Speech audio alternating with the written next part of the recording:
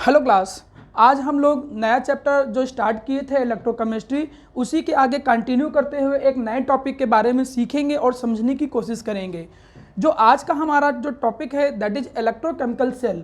सबसे पहले अगर मैं आपको पुराने जो पिछली वीडियो है उसके बेसिस पे आपसे पूछूं कि इलेक्ट्रोकेमिकल सेल क्या है, तो आप आसानी से बता पाओगे कि इलेक्ट्रोकेमिकल सेल जो होते हैं ये ऐसे डिवाइस हैं मेरा प्यारा बेटा, जो करते क्या हैं, जो कन्वर्ट करते हैं। अब भाई किसको कन्वर्ट करते हैं? जो कन्वर्ट करते हैं मेरा प्यारा बेटा किसको? जो केमिकल एनर्जी को कन्वर्ट करते हैं। और किस में कन्वर्ट करते हैं मेरा प्यारा बेटा? इलेक्ट्रिकल एनर्जी में कन्वर्ट करते हैं। ये तो हो गया मेरा प्यारा बेटा बात नंबर 1। अच्छा ना, डिफिनेशन किसी ने पूछा तो डिफिनेशन तो बता ले जाओगे। डिफिनेशन क्या हो गया कि electrochemical cell can be defined as that device which convert the chemical energy into electrical energy. यहीं पे मैं आपको कुछ नई बात बताऊं तो एक बात अपने दिमाग में अच्छे से बैठा लीजिए कि जो इलेक्ट्रोकेमिकल सेल हैं, इन्हीं इलेक्ट्रोकेमिकल सेल को अदर दो नाम से भी जानते हैं। इसको हम लोग जानते हैं किस नाम से मेरा प्यारा बेटा? इसको एक तो मैं जानता हूं गैल्वेनिक सेल, इसी को मैं कहता हूं गैल्वेनिक सेल, और मैं इसी को ही एक जानता हूं किस नाम से? वोल्टेइक सेल के नाम से जानता हूं। देखिए बच्चे काफ़ी कंफ्यूज रहते हैं ये अलग अलग नामों से। उनको ये नहीं पता चल पाता है कि भाई गैल्वेनिक सेल क्या है, उनको ये नहीं पता चल पाता है कि वोल्टेइक क्या है। लगता है उनको कि चीज़ें अलग अलग हैं। कहीं डैनियल सेल, इलेक्ट्रोकेमिकल सेल ये आपस में कंफ्यूज हो जाते हैं। तो पहले तो एक बात अपने दिमाग में अच्छे से बैठा लीजिए कि ये तीनों एक ही चीज़ हैं। इलेक्ट्रोकेमिकल सेल, गैल्वेनिक सेल और वोल्टेइक सेल, ये ऑल थ्री सेल्स जो हैं ये आपस में सेम है, इसमें कोई डिफरेंस नहीं है। एक्चुअली में इनका एक पर्टिकुलर एग्जाम्पल है डैनियल सेल। अच्छा, क्यों मैं इलेक्ट्रोकेमिकल सेल को गैल्वेनिक सेल या वोल्टेइक सेल के नाम से जानता हूं? एक्चुअली में इलेक्ट्रोकेमिकल सेल को डिस्कवर किया था दो साइंटिस्ट थे, एक गैल्वेनी करके और एक आपके थे अलेजेंड्रे वोल्टा। ये 1780 एंड 1800 इसमें इन्होंने क्या किया था? इस सेल को डिस्कवर किया था। इसीलिए हम इलेक्ट्रोकेमिकल सेल को गैल्वेनिक सेल या फिर वोल्टेइक सेल के नाम से भी जानते हैं। ये तो मेरा प्यारा बेटा बात हो गई एक। पिछली क्लास में आपने बहुत अच्छे से ये बात सीखी होगी। क्या सीखी थी मेरा प्यारा बेटा बात? कि आपको पता था कि इलेक्ट्रोकेमिकल सेल में दो अलग अलग सेपरेट बीकर होते हैं और उनमें इलेक्ट्रोड होते हैं रिस्पेक्टिव। अब इलेक्ट्रोकेमिकल सेल तो कोई भी हो सकता है, लेकिन एक ऐसा स्पेसिफिक इलेक्ट्रोकेमिकल सेल प्यारा बेटा जिसमें एनोड का काम कौन करे? जिंक करे, और कैथोड का काम कौन करे? कॉपर करे। ऐसे पर्टिकुलर इलेक्ट्रोकेमिकल सेल को हम जानते हैं किस नाम से प्यारा प्यारा बेटा? इसको हम जानते हैं डैनियल सेल के नाम से जानते हैं। इसे हम जानते हैं किस नाम से? डैनियल सेल के नाम से। मतलब मुझसे कोई पूछे कि डैनियल सेल है क्या, तो डैनियल सेल एक तरीके से इलेक्ट्रोकेमिकल सेल का एग्जाम्पल है। बिल्कुल वैसे ही कहानी है जैसे किसी भी मेटल का खराब हो जाना, किसी भी मेटल की अपर सरफेस का डिट्रॉइट हो जाना on the contact of the air and moisture, उसको हम बोलते थे किस नाम से प्यारा बेटा? कोरोजन के नाम से। लेकिन अगर वो पर्टिकुलर मेटल आयरन निकल के आ जाता था तो उसी कोरोजन को हम रस्टिंग के नाम से जानते थे। बिल्कुल वैसे ही इलेक्ट्रोकेमिकल सेल में इलेक्ट्रोड कोई भी यूज किए जा सकते हैं, लेकिन अगर इलेक्ट्रोड के समय पर एनोड का काम जिंक करे और कैथोड का काम कॉपर करे तो ऐसे इलेक्ट्रोकेमिकल सेल को हम नाम देते हैं डैनियल सेल। हमारे सिलेबस में डैनियल सेल ही है और हम डैनियल सेल के वर्किंग के बारे में और उसके सारे प्रेजेंटेशन और अनदर इससे रिलेटेड न्यूमेरिकल के बारे में सीखने की कोशिश करेंगे। सबसे पहले अगर मैं डैनियल सेल का एक रिप्रेजेंटेशन करने की कोशिश करूं, मैं डैनियल सेल को आपके सामने रिप्रेजेंट करूं कि भाई डैनियल सेल जो होता है वो देखने में होता कैसे है, इतना तो आप लोगों को आइडिया लग ही गया होगा कि अगर मैं डैनियल सेल को रिप्रेजेंट करूं तो डैनियल सेल में दो सेपरेट बीकर होंगे। अच्छा ये बात तो कोई बहुत कठिन तो है नहीं। चलिए तो यहीं से हम चीज़ें शुरू करते हैं। पहली बात कि भाई ये अगर एक इलेक्ट्रोकेमिकल सेल है तो इलेक्ट्रोकेमिकल सेल के बारे में आपको पता है कि दोनों जो इलेक्ट्रोड होते हैं वो दोनों के दोनों इलेक्ट्रोड क्या होते हैं? अलग अलग बीकर में होते हैं। ये बहुत अच्छे से आपको पता था। तो हमने ये एक लेफ्ट साइड में कंटेनर ले लिया, एक राइट साइड में बीकर या कंटेनर ले लिया। अब यहां तक की कहानी हो गई। इसमें हम लोगों ने क्या किया मेरा बच्चा? एनोड को पुट किया। यहां पर जो एनोड है प्यारा बेटा, इसको मैं रिप्रेजेंट कर दे रहा हूं, किससे? रेड कलर से रिप्रेजेंट कर दे रहा हूं। हमने कहा कि ये एनोड है, थोड़ा चीजों को ध्यान दीजिएगा। हमने प्यारा बेटा क्या बोला कि ये भाई क्या है? एनोड है।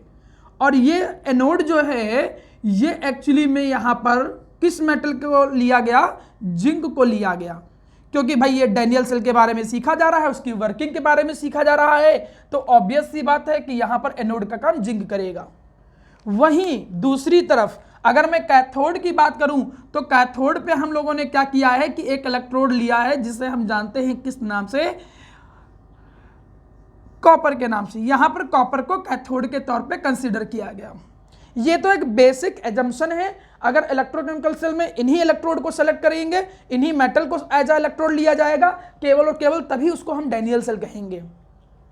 यहां पर अगर मैं स्टार्टिंग की बात करूं, मैं चूंकि वर्किंग सिखा रहा हूं तो मैं अभी स्टार्टिंग में सॉल्ट ब्रिज यूज नहीं कर रहा हूं।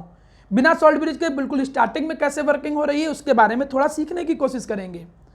यहीं पे हमने दो इलेक्ट्रोलाइट ले लिए प्यारा बेटा। इलेक्ट्रोलाइट के बारे में भी पिछली क्लास में हमने डिस्कस किया था।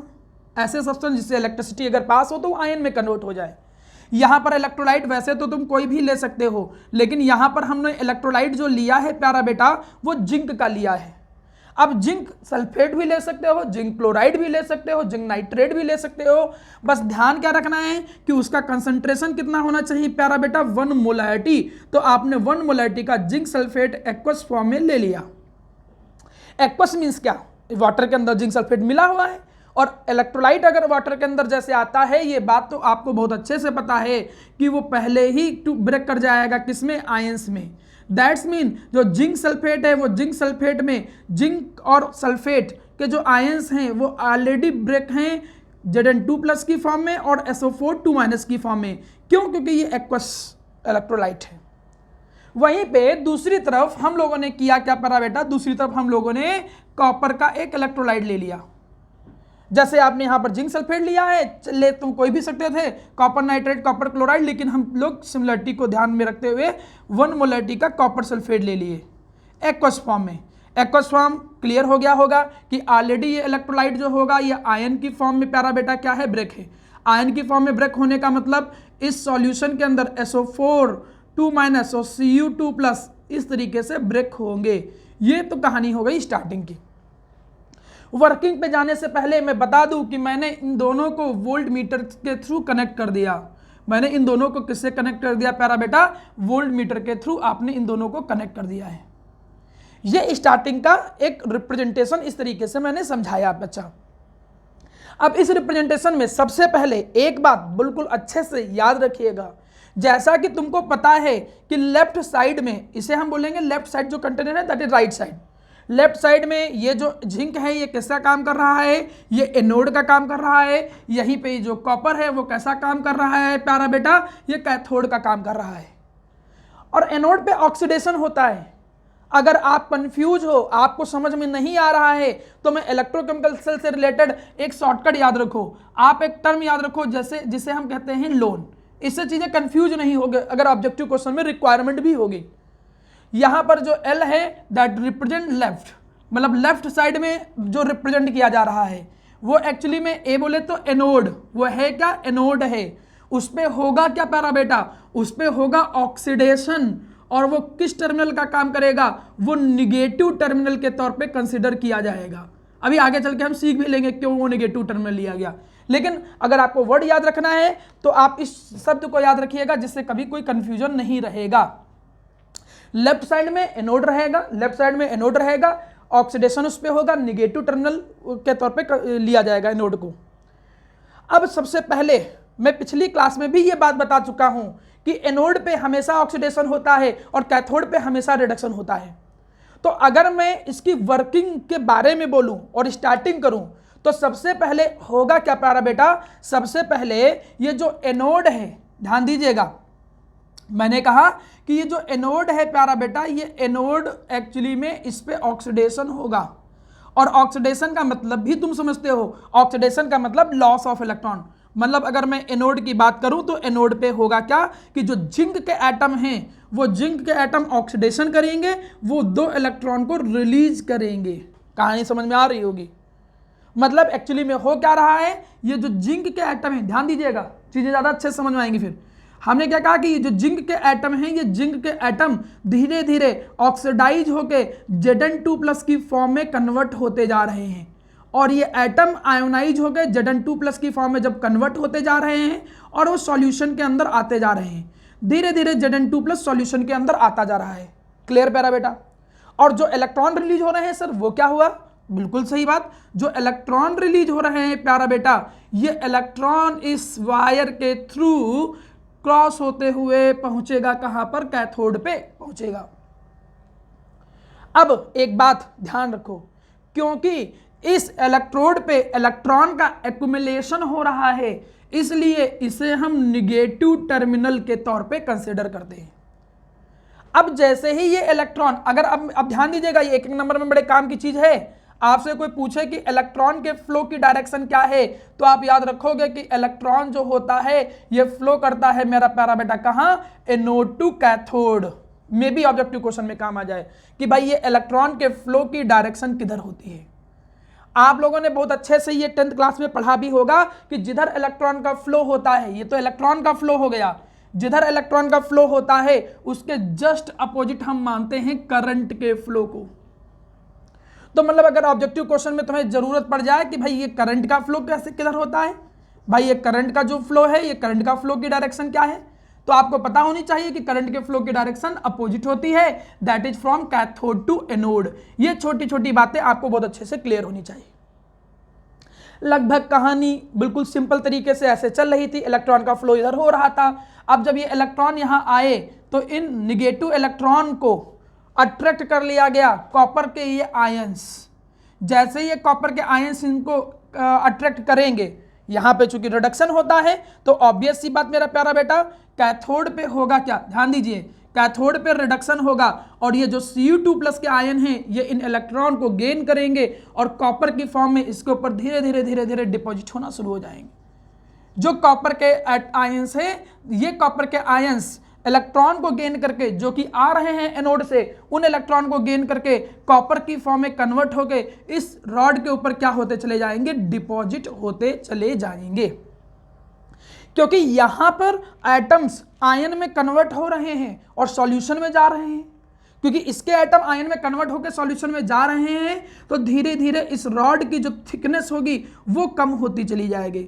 इस रॉड की जो थिकनेस होगी वो धीरे धीरे धीरे धीरे प्यारा बेटा क्या होती चली जाएगी? कम होती चली जाएगी।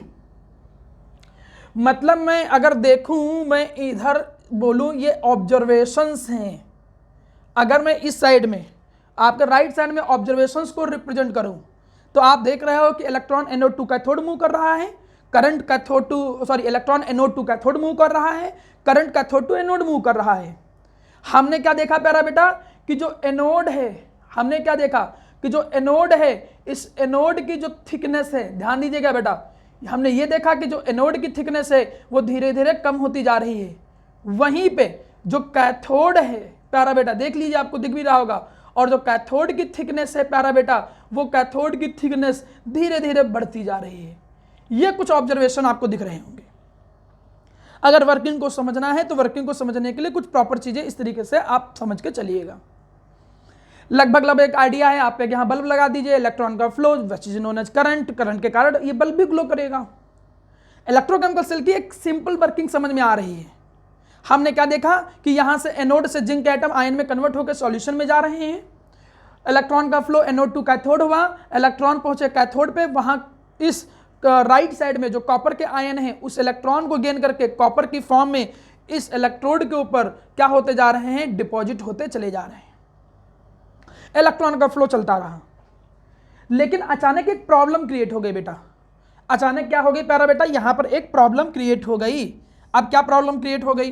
प्रॉब्लम ये क्रिएट हो गई प्यारा बच्चा, एक प्रॉब्लम क्रिएट हो गई, और प्रॉब्लम ये क्रिएट हो गई कि जो इलेक्ट्रॉन का फ्लो है, जो इलेक्ट्रॉन का फ्लो है वो अचानक कुछ देर के बाद आफ्टर सम टाइम कुछ टाइम के बाद इलेक्ट्रॉन का जो फ्लो है वो रुक गया भाई। अब बड़ी समस्या आ गई कि इलेक्ट्रॉन का फ्लो रुक क्यों गया? अब इलेक्ट्रॉन का फ्लो रुकेगा कैसे? ध्यान दीजिएगा, अगर मैं आपसे पूछूं क्या यहां पर, मैं आपसे पूछ रहा हूं कि क्या यहाँ पर Zn2+ का कंसंट्रेशन बढ़ रहा है कि नहीं बढ़ रहा है। देखिएगा पहले से Zn2+ थे, कुछ और एक्स्ट्रा Zn2+ आ रहे हैं तो यहाँ पर Zn2+ जो है उस Zn2+ का कंसंट्रेशन क्या हो रहा है प्यारा बेटा, इंक्रीज हो रहा है। वहीं पे राइट साइड में मैं पूछूं तो Cu2+ का, तो Cu2+ तो कॉपर की फॉर्म में डिपॉजिट हो गया। अब Cu2+ अगर डिपॉजिट हो जाएगा तो कॉपर के कंपैरिजन में, कॉपर के आयन के कंपैरिजन में सल्फेट का जो आयन है उनका कंसंट्रेशन ज्यादा हो जाएगा। मतलब अगर एक दूसरे के रिस्पेक्ट में कंपेयर करें, भाई पहले इक्वल नंबर के थे, भाई ये तो कॉपर एटम की फॉर्म में डिपॉजिट हो गए, तो सॉल्यूशन के अंदर तो सल्फेट के आयन ज्यादा हो जाएंगे ना। या इनडायरेक्टली भाषा में मैं क्या कह सकता हूं कि सल्फेट के आयन धीरे धीरे इस सॉल्यूशन के अंदर ज्यादा होते चले जाएंगे। तो इसके कारण होगा क्या, इसके कारण क्या होगा कि ये जो पॉजिटिव चार्ज है भाई, इसके कारण ये होगा कि ये जो पॉजिटिव चार्ज है, ये पॉजिटिव चार्ज इलेक्ट्रॉन पे जो निगेटिव चार्ज है उसको अट्रैक्ट करेगा। ये पॉजिटिव चार्ज इलेक्ट्रॉन को जाने नहीं देगा, और अगर इलेक्ट्रॉन आ भी गए तो ये जो निगेटिव चार्ज यहां पर ज्यादा हुआ है, ये निगेटिव चार्ज रिपल करेगा और इलेक्ट्रॉन को आने नहीं देगा। Zn2+ इलेक्ट्रॉन को जाने नहीं दे रहा है, सल्फेट SO4 आयन जो है वो इलेक्ट्रॉन को आने नहीं दे रहे हैं, और इलेक्ट्रॉन का जो फ्लो होगा वो रुक जाएगा। अब जब इलेक्ट्रॉन का फ्लो रुक जाएगा तो भाई समस्या आ गई। इसी समस्या से बचने के लिए अचानक यहां पर आता है शक्तिमान बन के कौन, यहां पर आता है सॉल्ट ब्रिज। अब ये सॉल्ट ब्रिज जो होगा वो इस प्रॉब्लम को दूर कर देगा। अब भाई सर सॉल्ट ब्रिज क्या है, पहले ये समझ लो, नाम से ही पता चल रहा है, सॉल्ट मतलब इलेक्ट्रोलाइट, ब्रिज मतलब जो जोड़े। इन दो इलेक्ट्रोलाइट को जोड़ने का काम करता है कौन, सॉल्ट ब्रिज। ये सॉल्ट ब्रिज होता क्या है, सॉल्ट ब्रिज में कुछ खास बात नहीं है। ये सॉल्ट ब्रिज एक इन्वर्टेड ग्लास ट्यूब है, ध्यान दीजिएगा, कोई खास चीज नहीं है, बस ये क्या है, एक इन्वर्टेड ग्लास ट्यूब है, U shape, inverted U shape में, एक इन्वर्टेड यू शेप में एक ग्लास ट्यूब यहां पर लगा दी गई। भाई एक ग्लास ट्यूब हमने बना दिया, एक इन्वर्टेड शेप में हमने यहां पर एक ग्लास ट्यूब लगा दिया। ध्यान दीजिएगा, ये देखिएगा एक आपने यू शेप में इन्वर्टेड ग्लास ट्यूब यहां पर कुछ इस तरीके से अरेंज कर दिया है मैंने, यहां पर माना रिबन हमने लगा दिया, रिबन से इसको रोक दिया है। अब ये जो ग्लास की इन्वर्टेड यू शेप है, इसके अंदर भरा होता है प्यारा बेटा क्या, इसके अंदर भरा होता है एक जेल। ये जल जो होता है, इस जल को हम जानते हैं किस नाम से, अगर अगर जल के नाम से जानते हैं। ये अगर अगर जल जो होता है ये एक एक्वेटिक प्लांट जो कि थाइलोफाटा फैमिली का आता है, उससे बना होता है। ये जो अगर अगर जल यहां पर भरा हुआ है, माना हमने इसको ऐसे रिप्रेजेंट कर दिया, हमने कहा माना ये जलिस फॉर्म में जल यहां भरा हुआ है, अगर अगर जल जो कि एक एक्वेटिक प्लांट से बना हुआ है। देखते हो जैसे एलोवेरा को जब पत्ती को हटाओ ना तो एक देखते हो जलिस फॉर्म में कुछ कंटेंट रहता है, वैसे ही ये एक एक्वेटिक प्लांट से बना हुआ था और उसको अगर अगर जल हमने नाम दिया। उस अगर अगर जल के अंदर हमने क्या किया, उसके अंदर एक्चुअली में आयंस हमने भर के रखा हुआ है, दैट इज KCl। यहाँ पर हमने KCl या KNO3, KCl या फिर KNO3 आयन जो है वो यहाँ पर आपने भरा हुआ है, KCl या KNO3 आयन भरा हुआ है। मन में आएगा कि भाई क्यों जबरदस्ती है क्या KCl भरा हो, NaCl क्यों नहीं भरा हो सकता है। हम डिस्कस करेंगे कि क्यों NaCl नहीं हो सकता है। अभी तो इतनी कहानी आई, बात तो हमने बहुत बड़ी बड़ी बोल दी थी कि नहीं भाई शक्तिमान बन के आ गया सॉल्ट ब्रिज और सारी समस्या दूर कर देगा। कैसे दूर करेगा वो भी देखते हैं, समस्या कैसे दूर करेगा। पहले तो ये डिस्कस कर लेते हैं कि भाई समस्या थी क्या। समस्या ये थी कि इधर Zn2+ का कंसंट्रेशन ज्यादा हो गया था जो इलेक्ट्रॉन को आने नहीं दे रहा है। तो इस प्रॉब्लम से बचने के लिए ये जो इलेक्ट्रोलाइट यूज किया हुआ है, इससे क्लोराइड आयन, निगेटिव आयन इस तरफ आएंगे और जैसे निगेटिव आयन इधर आएंगे ये इस चार्ज को न्यूट्रलाइज कर देंगे। मतलब Cl- इधर आएगा और Cl- आयन Zn2+ को न्यूट्रलाइज कर देगा। यहां पर जो सल्फेट आयन ज्यादा थे तो यहां पर क्या आएगा K+ और K+ आएगा, वो इधर आकर मेरा प्यारा बेटा इन निगेटिव आयन को क्या कर देगा, न्यूट्रलाइज कर देगा। तो इधर जो एक्सेस में Zn2+ का पॉजिटिव चार्ज था वो भी न्यूट्रलाइज हो गया और दूसरी तरफ जो एक्सेस में निगेटिव चार्ज था वो भी न्यूट्रलाइज हो गया। ये वो एक्सेस चार्ज है जिसके कारण इलेक्ट्रॉन फ्लो नहीं कर पा रहा था। फिर फाइनली क्या होगा, प्रॉब्लम जो वो आयंस एक्सेस वाले दूर हो गए, दोनों तरफ इलेक्ट्रिकल न्यूट्रलिटी मेंटेन हो गई, फिर से इलेक्ट्रॉन का फ्लो NO2 कैथोड चलने लगेगा। करंट का फ्लो किधर से किधर, कैथोड टू एनोड। गुड। तो ये काम है सॉल्ट ब्रिज का। एक्चुअली में यहां पर हम केवल उन इलेक्ट्रोलाइट को यूज करते हैं, ध्यान दीजिएगा, यहां पर हम उन इलेक्ट्रोलाइट को यूज करते हैं जिनके आयंस की जो मोबिलिटी है, जिनके आयंस की मोबिलिटीज का रेट जो है वो लगभग अप्रॉक्सीमेट क्या होना चाहिए, सेम। और आयंस की मोबिलिटी का रेट लगभग सेम कब होगा जनरली, अगर अदर फैक्टर को हटा दिया जाए तो जब उनका जो कैटायन है और उनका जो एनायन है, इनका जो साइज है एनायन, यहां पर कैटायन और जो एनायन है इनका जो साइज जो है, इनका जो साइज है वो लगभग क्या हो, सेम हो। यही खास बात होती है K प्लस और Cl माइनस में। K प्लस और Cl माइनस में लगभग साइज सेम होता है, लेकिन NaCl में नहीं होता है। अब तुमसे कोई पूछ ले भैया हम NaCl क्यों नहीं यूज कर सकते हैं, तो NaCl आप इसलिए नहीं यूज करते हो क्योंकि इनका जो साइज होता है वो कैटायन और एनायन का सेम नहीं होता है। जब कैटायन एनायन का साइज सेम नहीं होगा तो मोबिलिटी रेट अलग अलग होगा। मोबिलिटी रेट जब अलग रेट से वो दोनों जाएंगे दोनों तरफ, तो एक साथ इलेक्ट्रिकल न्यूट्रलिटी नहीं मेंटेन कर पाएंगे। तो ये तो कहानी हो गई। तो मतलब मैं मान के चलूं कि तुमको जो वर्किंग है, ये वर्किंग जो है कैसे वर्क करता है प्यारा बेटा डैनियल सेल, उस डैनियल सेल के बारे में आपको थोड़ा सा पता चल गया। मैं अगर चीज़ों को रिवाइज कराऊं, थोड़ा बताऊं फिर से, तो मैंने सिखाया क्या, इलेक्ट्रोकेमिकल सेल ऐसे सेल होते हैं जो केमिकल एनर्जी को इलेक्ट्रिकल एनर्जी में कन्वर्ट करते हैं। इलेक्ट्रोकेमिकल सेल को ही डैनियल सेल बोलते हैं, उन्हीं को वोल्टेइक सेल बोलते हैं। अगर इलेक्ट्रोकेमिकल सेल में इलेक्ट्रोड जो होंगे उसमें एनोड का काम जिंक और कैथोड का काम कॉपर करेगा, तो ऐसे इलेक्ट्रोकेमिकल सेल को हम क्या नाम देंगे, डैनियल सेल। और डैनियल सेल की एक वर्किंग हमने बताया, यहां पर सॉल्ट ब्रिज कैसा काम कर रहा था वो भी बताया। एक काफी इंपॉर्टेंट क्वेश्चन ध्यान दीजिएगा, एक काम भर का अच्छा क्वेश्चन, लगभग 1 से 2 मार्क में ये क्वेश्चन बोर्ड में भी आ जाता है, काफी अच्छा क्वेश्चन है ये आता है, जो कि सीख भी लिया है। वो क्या है कैथोड में यहां बना दे रहा हूं थोड़ा सा। वो क्या है मेरा बच्चा कि क्या भैया एप्लीकेशन होती है या फिर यूज क्या है, यूज ऑफ सॉल्ट ब्रिज। ये क्वेश्चन बोर्ड में काफी ज्यादा पूछ लिया जाता है कि भैया सॉल्ट ब्रिज का एप्लीकेशन क्या है, यूज क्या है। तो सबसे पहला एप्लीकेशन यूज तो पता ही है कि दोनों को जोड़ने का काम करता है, दोनों सॉल्ट को। तो ये क्या करता है, इट इंटरकनेक्ट, ये क्या करता है, ये इंटरकनेक्ट करता है, it interconnect both half cell, ये दोनों हाफ सेल को जोड़ने का काम करता है। बात नंबर 1। बात नंबर 2 मेरा प्यारा बेटा क्या हो गया, बात नंबर 2 में क्या होता है कि ये जो दोनों हाफ सेल होता है इसके इनर सर्किट को कंप्लीट करता है, दैट इज आउटर सर्किट, ये इनर सर्किट। ये क्या करता है, ये कंप्लीट करता है, ये क्या करता है, ये कंप्लीट द इनर सर्किट। ये जो इनर सर्किट होता है, इनर सर्किट जो होता है ऑफ सेल के इनर सर्किट को जोड़ने का काम करता है। थर्ड वन जो कि मेन काम था, ये क्या करता है, ये इलेक्ट्रिकल न्यूट्रलिटी को मेंटेन करता है। इलेक्ट्रिकल न्यूट्रलिटी को क्या करता है मेरा प्यारा बच्चा, मेंटेन करता है। और भी बहुत सारे यूज हैं, जैसे ये प्रिवेंट करता है, ये क्या प्रिवेंट करता है, prevent the liquid junction potential. ये प्रिवेंट करता है क्या, prevent the liquid junction potential. ये लिक्विड जंक्शन पोटेंशियल जो होता है उस लिक्विड जंक्शन पोटेंशियल को प्रिवेंट करता है। अब देखिएगा, इलेक्ट्रिकल न्यूट्रलिटी मेंटेन करता है, लिक्विड जंक्शन पोटेंशियल को क्या करता है, प्रिवेंट करता है। अब ये नया चीज आ गया लिक्विड जंक्शन पोटेंशियल। वैसे तो काफ़ी ज़्यादा एलोबरेटेड फॉर्म में चीज़ें हैं, ज़रूरत उतनी नहीं पड़ेगी, बस हल्का से एक एक्सप्लेनेशन दे रहा हूँ, शायद काम चल जाए उससे। ऐसे मान के चलो कि चूंकि यहाँ पर धीरे धीरे Zn2+ आयन ज़्यादा हो गया था, एक लगभग अंदाजा लग जाएगा। तो Zn2+ आयन हमने कहा माना ज़्यादा हो गया, और Zn2+ आयन लेट सपोज ये यहाँ तक हल्का सा पहुँचे, ठीक।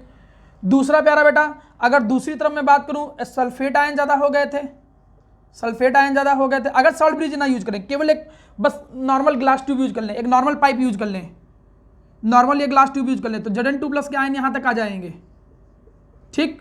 यहीं पे ये सल्फेट के आयन यहाँ तक आ जाएंगे, ये सल्फेट के आयन यहाँ तक आ जाएंगे। अब देखो हुआ क्या, इधर पॉजिटिव चार्ज एक्युमुलेट हो गया, इधर निगेटिव चार्ज एक्युमुलेट हो गया। एक तरफ जब पॉजिटिव चार्ज कलेक्ट हो जाएगा और एक तरफ जब निगेटिव चार्ज कलेक्ट हो जाएगा तो पोटेंशियल डिफरेंस क्रिएट होगा। ये जो पोटेंशियल डिफरेंस क्रिएट होगा प्यारा बेटा, ये पोटेंशियल डिफरेंस इस सेल के पोटेंशियल डिफरेंस को अपोज करेगा, जो कि गलत बात है।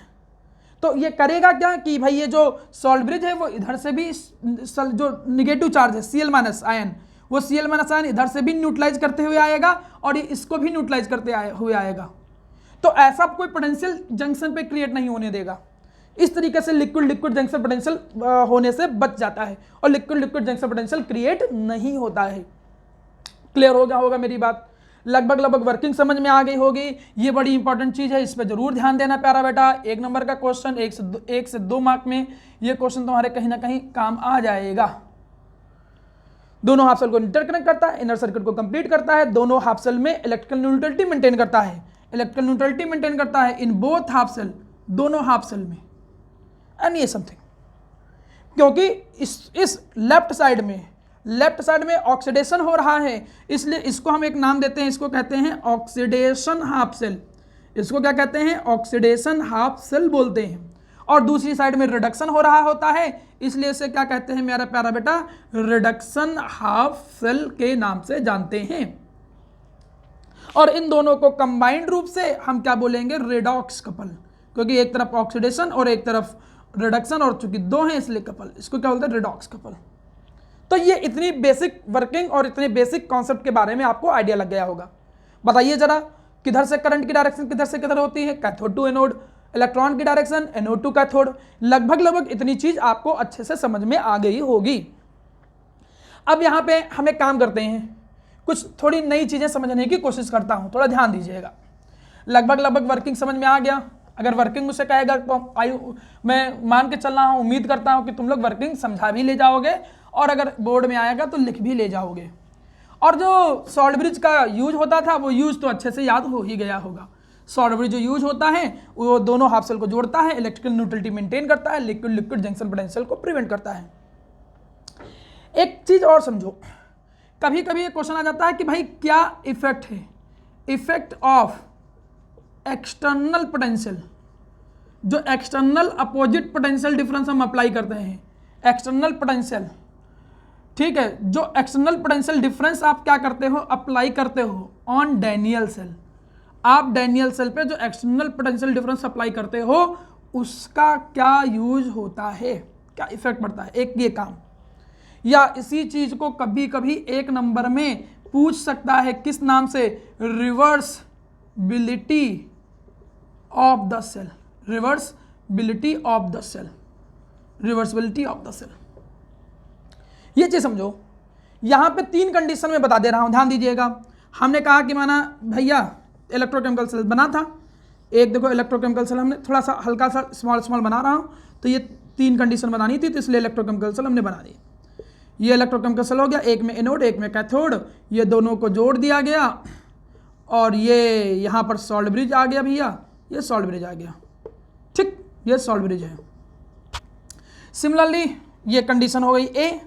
दूसरी कंडीशन ले लेता हूँ, फिर से हमने एक बनाया मेरा प्यारा बच्चा इलेक्ट्रोकेमिकल सेल। एक तरफ एनोड होगा, एनोड का काम कौन करता है? जिंक। एक तरफ कैथोड होगा, कैथोड का काम कौन करता है? कॉपर। इसमें इलेक्ट्रोलाइट भरे होंगे अपने, इसमें सॉल्ट ब्रिज हमने यूज कर लिया, ये क्या है? सॉल्ट ब्रिज है। ये कंडीशन हमने बी मान ली और ये आपने टर्मिनल जोड़ दिया।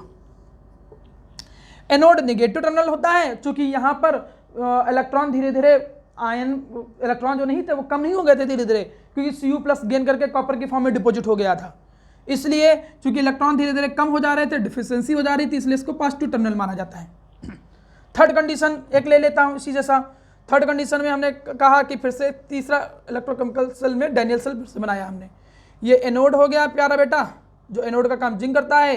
ये कैथोड हो गया जिसका काम कॉपर करता है। ये हो गया सॉल्ट ब्रिज, ठीक। ये नेगेटिव टर्मिनल, ये पॉजिटिव टर्मिनल, लगभग आपको पता है नेगेटिव टर्मिनल पॉजिटिव टर्मिनल।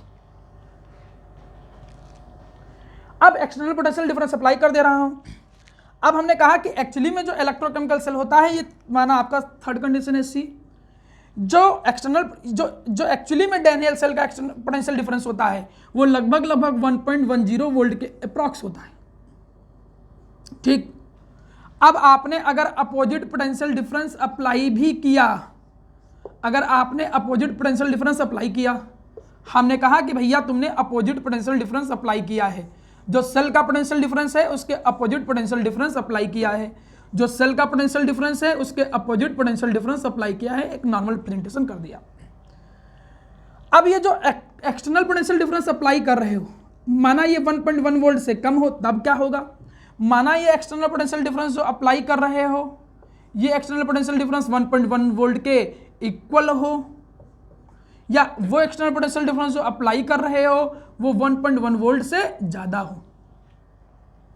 तो अगर एक्सटर्नल पोटेंशियल डिफरेंस जो है ये 1.1 वोल्ट से कम होगा तब तो ज्यादा नो इफेक्ट, एक तरीके से इफेक्ट तो पड़ेगा, मतलब डायरेक्शन में इफेक्ट नहीं पड़ेगा। किसका डायरेक्शन? इलेक्ट्रॉन और करंट के फ्लो में डायरेक्शन में कोई भी ज्यादा इफेक्ट नहीं आएगा, कोई ज्यादा चेंज नहीं आएगा। मतलब भाई अपोजिट पोटेंशियल डिफरेंस से तो फर्क तो पड़ेगा ही हल्का फुल्का, लेकिन अब ये होगा कि अभी भी इसमें जो इलेक्ट्रॉन की फ्लो की डायरेक्शन है वो एनोड टू कैथोड ही रहेगी, और जो करंट की फ्लो की डायरेक्शन है वो कैथोड टू क्या रहेगी? एनोड रहेगी। सब कुछ वही, इलेक्ट्रॉन ऐसे फ्लो करेंगे और करंट जो होगा वो ऐसे फ्लो करेगा। यहीं पे जैसे ही एक्सटर्नल पोटेंशियल डिफरेंस की वैल्यू, ध्यान दीजिएगा, ये कंडीशन तब है जब external potential difference less than 1.1 volt है, लेकिन जैसे ही एक्सटर्नल पोटेंशियल डिफरेंस जो है, ध्यान दे बेटा, जैसे ही एक्सटर्नल पोटेंशियल डिफरेंस है उसकी वैल्यू 1.1 वोल्ट के बराबर रख दिया, इस यहां भी 1.1 वोल्ट था, नेट पोटेंशियल डिफरेंस 0। ये तो बहुत अच्छे से पता है, करंट तो तब भी फ्लो करेगा जब पोटेंशियल डिफरेंस होगा। भाई हीट तब फ्लो करती है जब टेम्परेचर के बीच में डिफरेंस हो, वाटर तब फ्लो करता है जब लेवल में डिफरेंस हो, और करंट तब फ्लो करेगी जब पोटेंशियल डिफरेंस हो। ठीक, तो यहां पे चूंकि नेट पोटेंशियल डिफरेंस 0 हो गया, अपोजिट कैंसिल आउट हो गया, तो नेट पोटेंशियल डिफरेंस कितना हो गया मेरा प्यारा बेटा? 0। तो करंट जो होगी वो फ्लो नहीं करेगी, और यहां पर इलेक्ट्रॉन भी नहीं फ्लो करेंगे, ना तो इलेक्ट्रॉन फ्लो करेंगे ना तो करंट फ्लो करेगा, मतलब सेल एक तरीके से डेड हो गया यहीं पे। लेकिन अगर एक्सटर्नल पोटेंशियल, काफी इंपॉर्टेंट, ये थर्ड जो कंडीशन है कि अगर एक्सटर्नल पोटेंशियल डिफरेंस जो होता है, इस एक्सटर्नल पोटेंशियल डिफरेंस की वैल्यू 1.1 वोल्ट से ज्यादा हो गया, तो चूंकि अपोजिट पोटेंशियल डिफरेंस है, तो ऐसी कंडीशन में जो सेल होगा वो क्या हो जाएगा प्यारा बेटा? रिवर्स हो जाएगा। मतलब बोले तो इलेक्ट्रॉन की डायरेक्शन चेंज हो गई। अब वो इलेक्ट्रॉन की डायरेक्शन कहां से कहां होगी? वो कैथोड से एनोड होगा, और करंट की डायरेक्शन कहां से कहां होगा? एनोड टू कैथोड होगा। और इसी कंडीशन को हम बोलते क्या है? Reversibility of the cell. अच्छे से बैठा लो दिमाग में, एक नंबर में आता है ये कई बार कि रिवर्सिबिलिटी ऑफ सेल को एक्सप्लेन करो, तो यही बोलोगे कि रिवर्सिबिलिटी ऑफ सेल तब होता है जब एक्सटर्नल पोटेंशियल डिफरेंस 1.1 वोल्ट से ज्यादा लगा दो। किसमें? डैनियल सेल में। जैसे डैनियल सेल में एक्सटर्नल पोटेंशियल डिफरेंस 1.1 वोल्ट से ज्यादा कर दोगे तो ये कहानी आ जाएगी। आप लोगों ने जो कॉपर सल्फेट और जिंक सल्फेट लिया था डैनियल सेल में, वो 1 मोलरिटी कंसंट्रेशन होना चाहिए, ये भी फिक्स था, वहां पर थोड़ा प्रेजेंट नहीं कर पाया था। ठीक, ये छोटी सी चीज याद आ गई जो स्किप हो गई थी। ये इतनी बात तो दिमाग में आ गई मेरा प्यारा बेटा। तो मुझसे पूछेगा बताओ रिवर्सिबिलिटी ऑफ सेल क्या होता है, तो क्या बोलेंगे कि अगर एक्सटर्नल पोटेंशियल डिफरेंस की वैल्यू 1.1 वोल्ट से ज्यादा हो गई तो ऐसी कंडीशन में सेल रिवर्स हो जाता है, डायरेक्शन सारी क्या हो जाती है? अपोजिट हो जाती है। ये बात लगभग अगर आपको समझ में आ गई तो हम आगे के कॉन्सेप्ट पर चलते हैं, देखते हैं कि आगे का भाई क्या कॉन्सेप्ट है। आगे के कॉन्सेप्ट पर देखते हैं। जो मेरे सामने आगे का कॉन्सेप्ट है दैट इज इलेक्ट्रिकल पोटेंशियल या इलेक्ट्रोड पोटेंशियल। आप सीधी सी भाषा में बोलो, ज्यादा कठिन चीजों को नहीं लेके चलते। देखिए मेरे सामने जो नेक्स्ट अब टर्म आता है प्यारा बेटा, reversibility of the cell, electrochemical cell, Daniell cell, सब समझ लिया। और चीजें पढ़ने से पहले रिप्रेजेंटेशन ही सीख लेते हैं क्यों ना। Representation of electrochemical cell. जो इलेक्ट्रोकेमिकल सेल है उस इलेक्ट्रोकेमिकल सेल को रिप्रेजेंट कैसे करते हैं? अब इलेक्ट्रोकेमिकल सेल को अगर रिप्रेजेंट करना है प्यारा बेटा, तो इलेक्ट्रोकेमिकल सेल को रिप्रेजेंट कैसे करते हैं? लेफ्ट साइड में चूंकि एनोड, तो पहले एनोड रिप्रेजेंट करते हैं, ये 2 वर्टिकल लाइन होती है, और राइट साइड में क्या होता है? कैथोड। ये एक नॉर्मल रिप्रेजेंटेशन होता है। ये जो 2 वर्टिकल लाइनें हैं ये रिप्रेजेंट क्या करती हैं? ये दोनों वर्टिकल लाइनें जो होती हैं वो रिप्रेजेंट करती हैं किसको? सॉल्ट ब्रिज को रिप्रेजेंट करती हैं। मतलब मैं डैनियल सेल को अगर रिप्रेजेंट करूं, तो कैसे रिप्रेजेंट करूंगा ये भी देखिए। डैनियल सेल में एनोड, और अच्छा अगर एनोड पे माना कोई कंसंट्रेशन है तो कंसंट्रेशन रिप्रेजेंट कर दीजिए इलेक्ट्रोलाइट का। अगर इसका सेल पोटेंशियल पता है तो सेल पोटेंशियल लिख दीजिए साइड में, सेमी कॉलम देखें। आप इस तरीके से जनरली रिप्रेजेंट करते हो। देखिए डैनियल सेल में, एनोड में डैनियल सेल में कौन था? जिंक। किस में कनेक्ट हो रहा था? Zn2+ में। हमने कहा इसका कंसंट्रेशन C1 हो गया। दो वर्टिकल लाइनें क्या रिप्रेजेंट करती हैं, शॉर्ट ब्रिज को। राइट साइड में कैथोड क्या हो रहा था, Cu2+ आयन किस में कन्वर्ट हो रहे थे, कॉपर में। भाई इसका जो भी कंसंट्रेशन हो, और लगभग जो सेल पोटेंशियल था वो कितना था प्यारा बेटा, 1.10 वोल्ट। ये देखो रिप्रेजेंटेशन आ गया। अब इसी रिप्रेजेंटेशन में कभी कभी रिप्रेजेंटेशन दे रखा होता है, आपको कंप्लीट इक्वेशन लिखनी होती है। भाई जैसे ये रिप्रेजेंटेशन दे रखा है, अब इस रिप्रेजेंटेशन से काम आएंगी छोटी छोटी चीजें। इस रिप्रेजेंटेशन से तुम्हें कंप्लीट इक्वेशन लिखनी है। देखो कैसे लिखेंगे, तो पहले एनोड की इक्वेशन लिख दो। एनोड पे देखो क्या है, ये बहुत काम आएगी चीज आगे चल के। जिंक किस में कन्वर्ट हो रहा था, Zn2+ में, और 2 इलेक्ट्रॉन रिलीज हो गए। कैथोड देखो, कैथोड पे कौन था, Cu2+, 2 इलेक्ट्रॉन को गेन किया, किस में कन्वर्ट हो गया, कॉपर में कन्वर्ट हो गया। दोनों एनोड और कैथोड की इक्वेशन जोड़ दीजिए। शर्त यह है कि इलेक्ट्रॉन के नंबर इक्वल होने चाहिए, इक्वल है ये कट गया, आगे चल के यही नंबर n की वैल्यू हो जाएगी, electron number of electron involve in the process. तो इक्वेशन देखो कंप्लीट क्या बन के आ गई, Zn प्लस Cu2+, ये दे क्या रहा है प्यारा बेटा, Zn2+ प्लस Cu दे रहा है। देखिए हो गया कहानी। यहीं पे सिमिलरली मैं प्रैक्टिस और कर लेता हूं। अगर माना मेरे सामने प्यारा बेटा एक ऐसा कोई इक्वेशन आ जाए, इलेक्ट्रोकेमिकल में तो कोई भी इलेक्ट्रोड यूज हो सकता है। एक हमने इलेक्ट्रोड ऐसे बना दिया, अब कोई भी हमने मान लिया कि जरूरी नहीं है कि कहानी ऐसी ही हो, पॉसिबल हो नहीं पॉसिबल हो, सेल क्या है, एक प्रेजेंटेशन दे रहा हूं केवल, ठीक। अब इससे तुमको पूरी इक्वेशन बनानी है। तो एनोड की इक्वेशन देखो, एनोड में एल्युमिनियम ऑक्सीडेशन होता है तो इलेक्ट्रॉन को लूज करेगा, कैथोड पे रिडक्शन होगा, इलेक्ट्रॉन को गेन करेगा, कौन, Zn2+, कितने इलेक्ट्रॉन गेन करेगा, 2 इलेक्ट्रॉन, और ये Zn में कन्वर्ट हो जाएगा। इक्वेशन कंप्लीट करने के लिए मैंने बोला कि आपको पहले इलेक्ट्रॉन की संख्या, इलेक्ट्रॉन के नंबर इक्वल होने चाहिए, तो इसलिए इसको 2 से मल्टीप्लाई कर देंगे, इसको 3 से मल्टीप्लाई कर देंगे। जैसे मल्टीप्लाई करोगे तो 3 यहाँ, 6 यहाँ, यहाँ 3 आ जाएगा, ये 2 यहाँ, 2 यहाँ और 6 आ जाएगा, इलेक्ट्रॉन कट गए। पूरी इक्वेशन देखो क्या निकल के आएगा, 2Al + 3 Zn2+, और ये किस में कन्वर्ट हो गया, 2Al3+, और यहाँ पर किस में आ गया, 3 Zn में कन्वर्ट हो गया। ये देखो रिप्रेजेंटेशन है, ये ध्यान रखो। अब लगभग चीजें आपको समझ में आ गई होंगी कैसे इलेक्ट्रोकेमिकल सेल को रिप्रेजेंट करते हैं। अब इलेक्ट्रोकेमिकल सेल के रिप्रेजेंटेशन के बाद नेक्स्ट क्लास में मैं अगली वीडियो में आपको यह बताऊंगा कि इलेक्ट्रोड पोटेंशियल क्या होता है, इलेक्ट्रोड पोटेंशियल होता क्या है, ऑक्सीडेशन पोटेंशियल क्या होता है, रिडक्शन पोटेंशियल क्या होता है। इलेक्ट्रोड पोटेंशियल को चूंकि एब्सोल्यूट रूप से मेजर नहीं कर सकते हैं, हम केवल 2 इलेक्ट्रोड के बीच के डिफरेंस को वोल्टमीटर से मेजर करते हैं, इसलिए हम SHE यूज करते हैं या NHE, स्टैंडर्ड हाइड्रोजन इलेक्ट्रोड। वो क्या होता है, E0 सेल निकाला कैसे जाता है, ये टॉपिक कवर करने के बाद इलेक्ट्रोड पोटेंशियल का टॉपिक क्लियर करूंगा। और आफ्टर दैट हम लोग जानेंगे कि स्टैंडर्ड कंडीशन के अलावा किसी अदर कंडीशन पे आपको सेल पोटेंशियल या EMF निकालना है तो आप लोग क्या करोगे, आप लोग यूज करोगे नॉन-नेस्ट इक्वेशन। हम नॉन-नेस्ट इक्वेशन के बारे में सीखेंगे। आज की क्लास में केवल हम लोगों ने डैनियल सेल की वर्किंग, उसके प्रेजेंटेशन और प्रेजेंटेशन से इक्वेशन लिखना और एंड वाइस वर्सा चीजें सीखी। इतनी बात अच्छे से अपने दिमाग में बैठा लो, चीज़ों को प्रॉपर्ली ध्यान में चलते जाओगे समझते हुए, तो सब कुछ आसान रहेगा और ज़्यादा से ज़्यादा मार्क्स आप गेन करोगे। थैंक यू वेरी मच बेटा।